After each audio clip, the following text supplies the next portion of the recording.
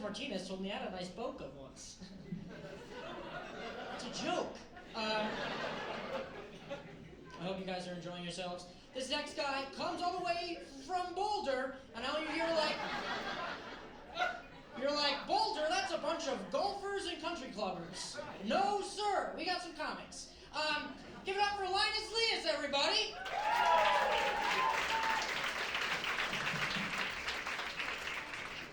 All right, you guys ready for some guy who looks like a Mortal Kombat character transitioning into the IT industry? You guys laughed a little too early. Very hurtful. Please don't do that. Yes, I am from Boulder. I was actually born and raised there. I know I don't look that white, but I was that guy who told Sherrod what namaste meant. So it's kind of where I'm at. I am Cambodian American, and growing up in northern Colorado was very strange because I would tell people I was Cambodian, and their usual response was, "Oh, Cambodia. So, what part of Mexico is that?" I know, you guys. Some of you guys are like, "Oh, white people, the ignorance, the privilege." Actually, this was a lovely woman from Honduras. I should have known when her first words to me were "habla español," and I hadn't shaved my mustache at that point, so that's on me. That is on me. My parents came to America as refugees from Cambodia. They didn't know a lick of English. They didn't know a lick of English, and then when they got here and they had me and my sister, our English was already advancing way more than theirs. So they were like, "Oh my God, we can just have them talk to all the white people, right?"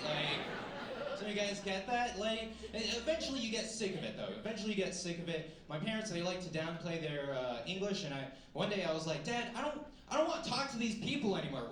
I have an idea. Why don't you go to the door and tell the missionary that you're not home for once?" My dad, though, he was like, "Oh, Linus, my English is so bad. You're so good." I'm like, "Dad, that's not even a good Cambodian accent. What are you doing?" Why are you trying to sound like Mr. Miyagi? Why are you... take that rice hat off. We don't even have those in the house. Stop doing that with your eyes. We already have those. Oh my God. That's a fun fact. I did teach English in China for a couple years. China, not Anaheim, China. And I was in China for a couple of years. Don't worry, it's been a couple of years since I've been back.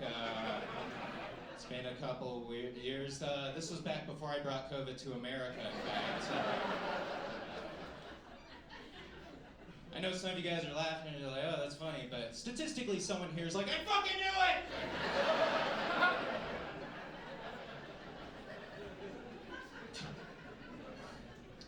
Anyway, I got an STD in China, and it's a good flex. It's a good flex, you know? Laugh it up. All right, okay.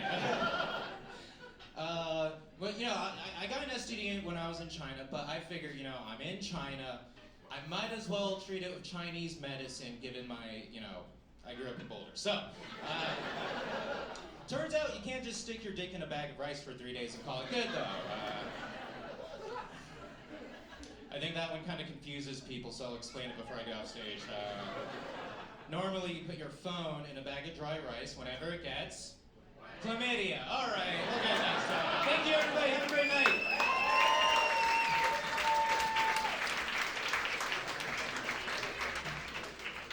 Oh, Linus. Oh, Linus.